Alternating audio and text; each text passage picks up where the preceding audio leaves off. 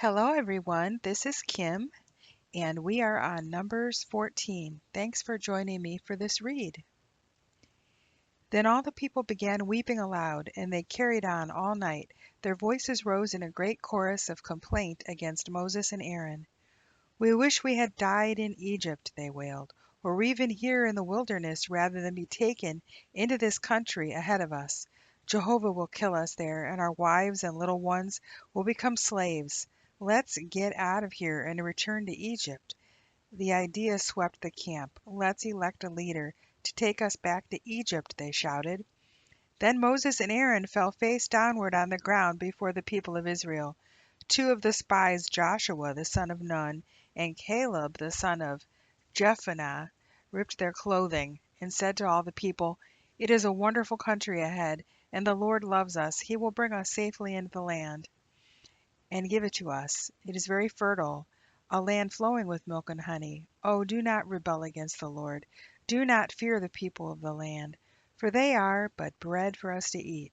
The Lord is with us, and he has removed his protection from them.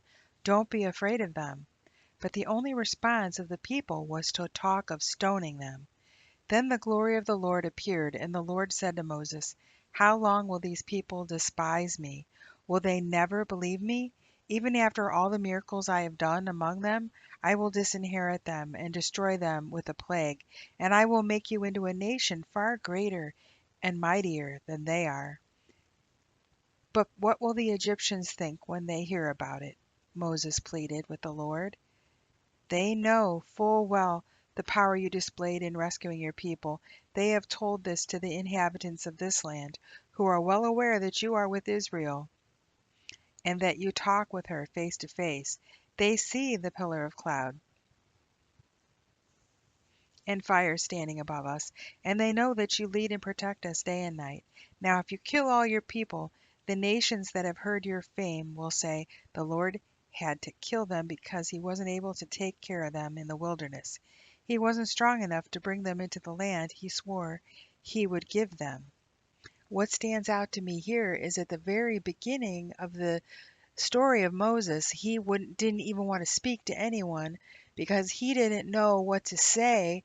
And now we're in Numbers 14, and you see again where he's negotiating with the Lord for the Israeli people. The Lord's like, "I'm just going to kill them." And Moses is negotiating with Jehovah. Big difference from the beginning when he was afraid to say anything or do anything. Oh, please show the great power of your patience by forgiving our sins and showing us your steadfast love.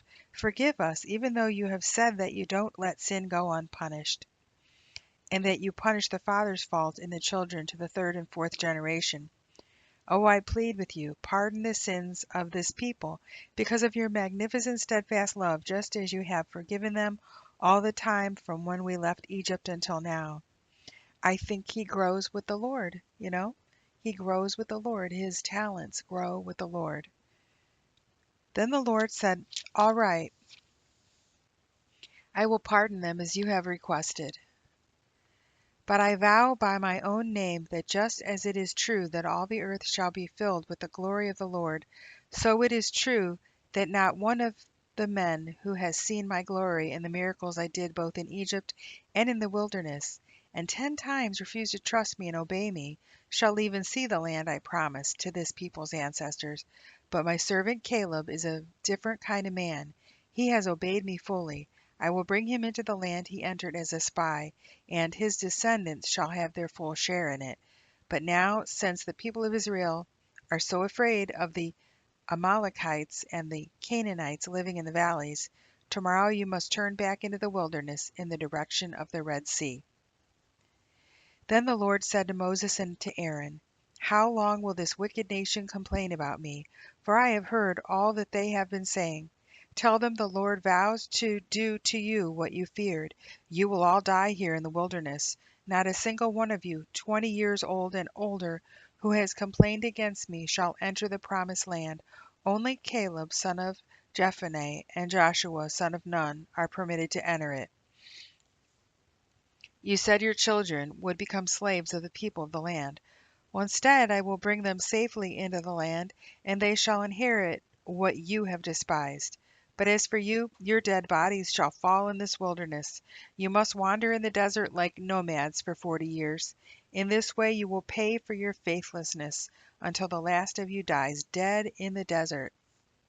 Since the spies were in the land for 40 days, you must wander in the wilderness for 40 years, a year for each day, bearing the burden of your sins. I will teach you what it means to reject me. I, Jehovah, have spoken. Every one of you who has conspired against me shall die here in this wilderness. Then the 10 spies who had incited the rebellion against Jehovah by striking fear into the hearts of the people were struck dead before the Lord. Of all the spies, only Joshua and Caleb remained alive. What sorrow there was throughout the camp when Moses reported God's words to the people. They were up early the next morning and started towards the promised land. Here we are, they said. We realize that we have sinned, but now we are ready to go on into the land the Lord has promised us. But Moses said, It's too late. Now you are disobeying the Lord's orders to return to the wilderness. Don't go ahead with your plan, or you will be crushed by your enemies, for the Lord is not with you. Don't you remember? The Amalekites and the Canaanites are there. You have deserted the Lord, and now he will desert you. But they went ahead up into the hill country, despite the fact that neither the ark nor Moses left the camp. Then the Amalekites and the Canaanites who lived in the hills came down and attacked them and chased them to Hormah. The Lord told Moses to give these instructions to the people of Israel.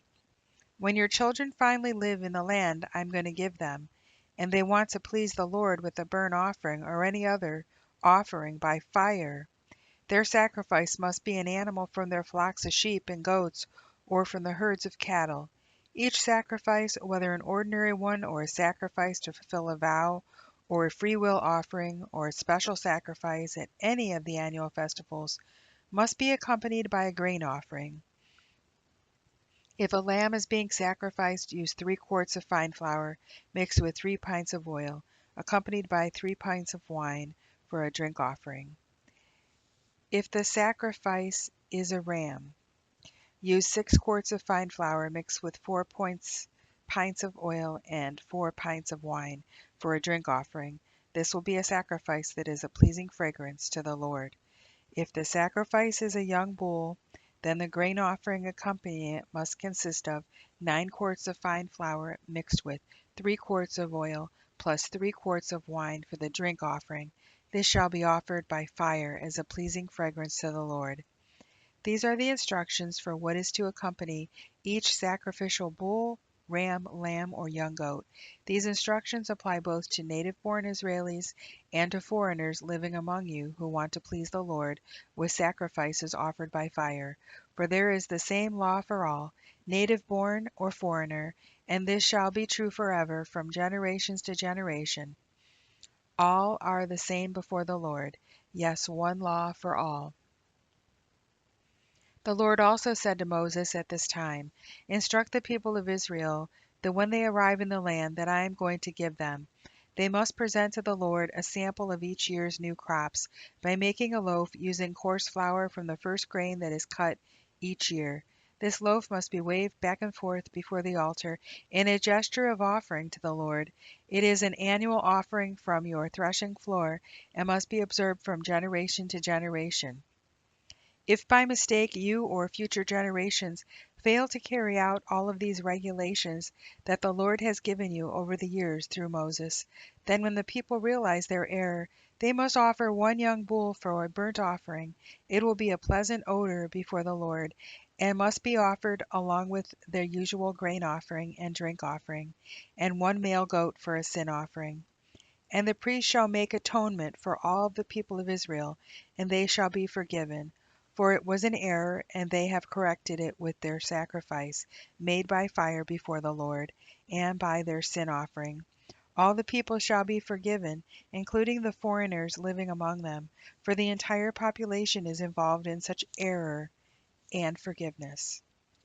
If the error is made by a single individual, Then he shall sacrifice a 1-year-old female goat for a sin offering, and the priest shall make atonement for him before the Lord, and he shall be forgiven.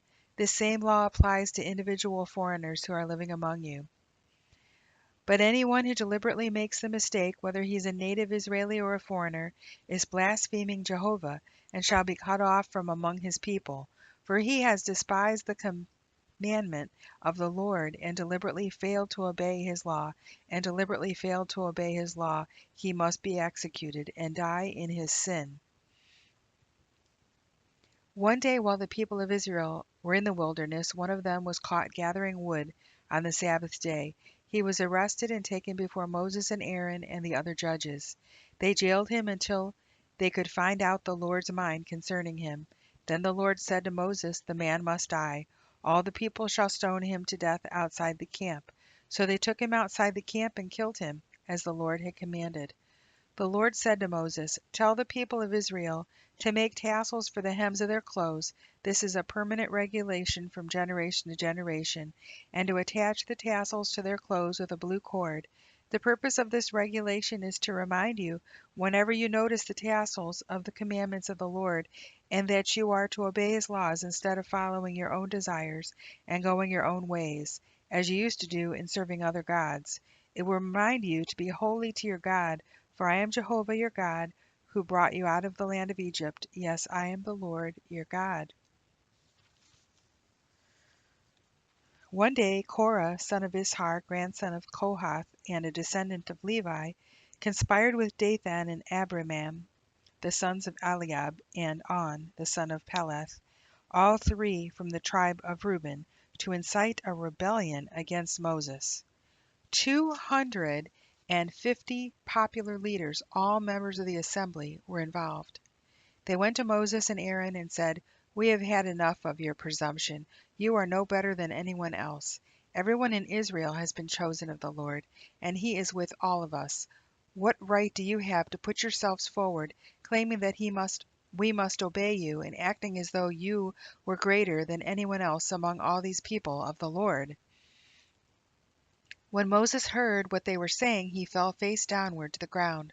Then he said to Korah and to those who were with him, "In the morning the Lord will show you who are his, and who is holy, and whom he has chosen as his priest. Do this, you Korah and all those with you. Take censers tomorrow and light them. Put incense upon them before the Lord, and we will find out whom the Lord has chosen. You are the presumptuous ones, you sons of Levi." Then Moses spoke again to Korah, "Does it seem a small thing to you that the God of Israel has chosen you from among all the people of Israel to be near to himself as you work in the tabernacle of Jehovah, and to stand before the people to minister to them?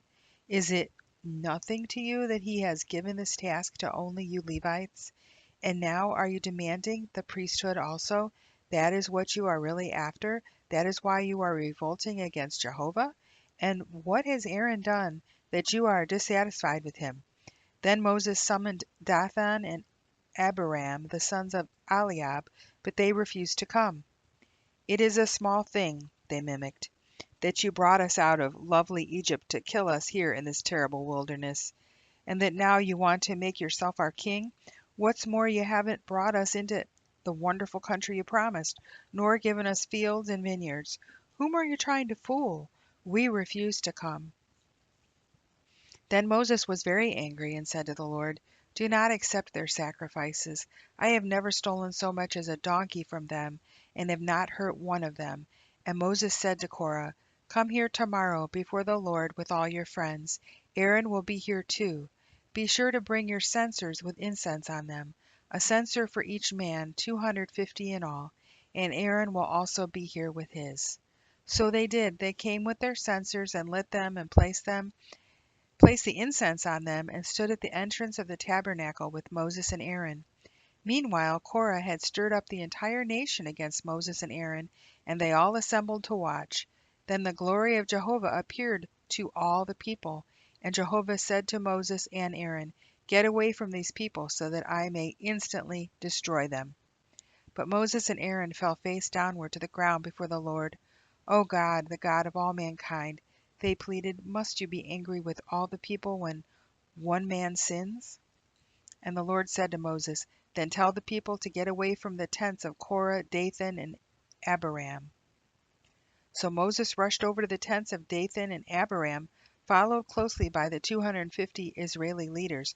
"Quick," he told the people, "get away from the tents of these wicked men, and don't touch anything that belongs to them, lest you be included in their sins and be destroyed with them." So all the people stood back from the tents of Korah, Dathan, and Abiram. And Dathan and Abiram came out and stood at the entrances of their tents with their wives and sons and little ones. And Moses said, "By this you shall know that Jehovah has sent me to do all these things that I have done, for I have not done them on my own. If these men die a natural death or from some ordinary accident or disease, then Jehovah has not sent me. But if the Lord does a miracle, and the ground opens up and swallows them, and everything that belongs to them, and they go down alive into Sheol, then you will know that these men have despised the Lord." He had hardly finished speaking the words when the ground suddenly split open beneath them, and a great fissure swallowed them up, along with their tents and families, and the friends who were standing with them, and everything they owned. So they went down alive into Sheol, and the earth closed upon them, and they perished. All of the people of Israel fled at their screams, fearing that the earth would swallow them too. Then fire came from Jehovah and burned up the 250 men who were offering incense. And the Lord said to Moses, "Tell Eleazar, the son of Aaron, the priest, to pull these censers from the fire, for they are holy, dedicated to the Lord. He must also scatter the burning incense from the censers of these men, who have sinned at the cost of their lives. He shall then beat the metal into a sheet as a covering for the altar, for these censers are holy, because they were used before the Lord, and the altar sheet shall be a reminder to the people of Israel." So Eleazar the priest took the 250 bronze censers and beat them out into a sheet of metal to cover the altar, to be a reminder to the people of Israel that no unauthorized person, no one who is not a descendant of Aaron, may come before the Lord to burn incense, lest the same thing happen to him as happened to Korah and his associates. Thus the Lord's directions to Moses were carried out. But the very next morning all the people began muttering again against Moses and Aaron, saying, "You have killed the Lord's people." Soon a great sullen mob formed. Suddenly all they looked towards the tabernacle. The cloud appeared, and the awesome glory of the Lord was seen. Moses and Aaron came and stood at the entrance of the tabernacle, and the Lord said to Moses, "Get away from these people, so that I can instantly destroy them." But Moses and Aaron fell face downward to the earth before the Lord. And Moses said to Aaron, "Quick, take a censer and place fire in it from the altar. Lay incense on it and carry it quickly among the people, and make atonement for them. For God's anger has gone out among them. The plague has already begun." Aaron did as Moses had told him to, and ran among the people, for the plague had indeed already begun. And he put on the incense and made atonement for them. And he stood between the living and the dead, and the plague was stopped, but not before 14,700 people had died, in addition to those who had died the previous day with Korah. Then Aaron returned to Moses at the entrance of the tabernacle, and so the plague was stopped. People will be people. Thank you for joining me today. I pray you have a blessed day, and God bless you.